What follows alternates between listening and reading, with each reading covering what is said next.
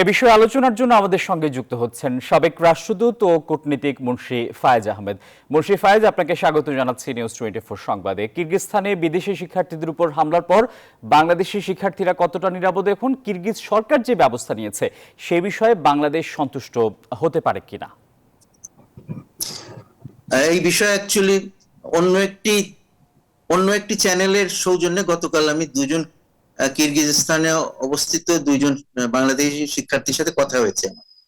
তো তাতে আমরা বুঝতে পেরেছি যে তারা মোটামুটি নিরাপদ বোধ করছেন, যদিও বাইরে তারা চলাফেরা করার ব্যাপারে শঙ্কিত। সেখানে সেই জন্য তাদেরকে বলা হচ্ছে যে তারা যাতে বাইরে অহেতুক চলাফেরা না করে, কারণ এদিকে তাদের যে কিছু প্রয়োজন, খাবার দাবার পানি, এইগুলো স্থানীয় কর্তৃপক্ষ, বিশ্ববিদ্যালয় কর্তৃপক্ষ এবং পুলিশ কর্তৃপক্ষ তারা তাদেরকে প্রতিশ্রুতি দিয়েছে যে প্রয়োজন মতন তারা সেগুলো সরবরাহ করবে। কারণ যেটা হয়েছে, একটি ঘটনার কথা আমাকে বলেছিল যে একজন ফুড পান্ডার মাধ্যমে খাবার এনেছে, কিরগিজ এক লোক এসে দিয়ে গেছে, কিন্তু কিছুক্ষণ পরে তাদের সেই হোস্টেলে আক্রমণ করতে এসছে স্থানীয় ছেলেপেলেরা। তো সেইটা আমি মনে করি যে সেই জন্য সতর্ক থাকা দরকার।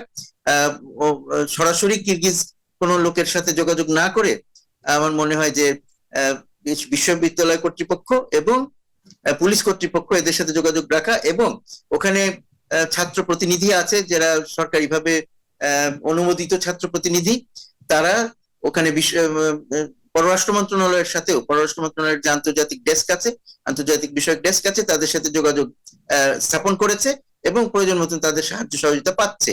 সুতরাং যা যা করার সেগুলো করা হচ্ছে। একটি জিনিস চিন্তা করা হচ্ছে যে এদের ইভাকুয়েশনের একটা ব্যবস্থা করার চেষ্টা করছে তারা, এবং সেই জন্য তাদের যে কারো কারো এক্সিট ভিসা নেওয়া নিয়ে সমস্যা হতে পারে, পাসপোর্ট কর্তৃপক্ষের কাছে থাকলে সেটা ফেরত নেওয়া, এইসব বিষয় থাকে।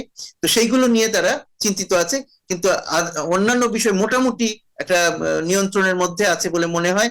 এই যে আপনারা যে ছবি দেখাচ্ছেন, কিন্তু কালকে আমি যাদের সাথে কথা বলেছি তাদের কথা থেকে মনে হয়েছে যে বাঙালিরা খুব বেশি ক্ষতিগ্রস্ত হয়নি, মানে তাদেরকে মারধর করা হয়নি, তারা তবু শঙ্কিত এই কথা। কিন্তু এখানে যে ছবি দেখছি তাতে মনে হচ্ছে যে হয়তো বাঙালিদেরকেও কিছু কিছু ক্ষেত্রে দু একজন মারধরের শিকার হয়েছে। তো সেটা খুব মর্মান্তিক। আমরা মনে করি এটা যাতে আর না হয়, সবাই সতর্কতার সাথে চললে কিরগিজ সরকার এবং তাদের পররাষ্ট্র মন্ত্রণালয়, তাদের পুলিশ সবাই একটা সহানুভূতির সাথে বিষয়টি দেখছে এবং তারা যতটা সম্ভব সাহায্য করছে। আর আমাদের যে দূতাবাস আছে উজবেকিস্তানে, তারা যতটা সম্ভব সবার সাথে, প্রয়োজনীয় সবার সাথে যোগাযোগ করে এদের সুব্যবস্থা করার চেষ্টা করছে। মুন্সি ফায়েজ আহমেদ, আপনাকে অসংখ্য ধন্যবাদ আমাদেরকে সময় দেওয়ার জন্য। দর্শক, সাবেক রাষ্ট্রদূত ও কূটনীতিক মুন্সি ফায়েজ আহমেদ আমাদের সঙ্গে যুক্ত ছিলেন।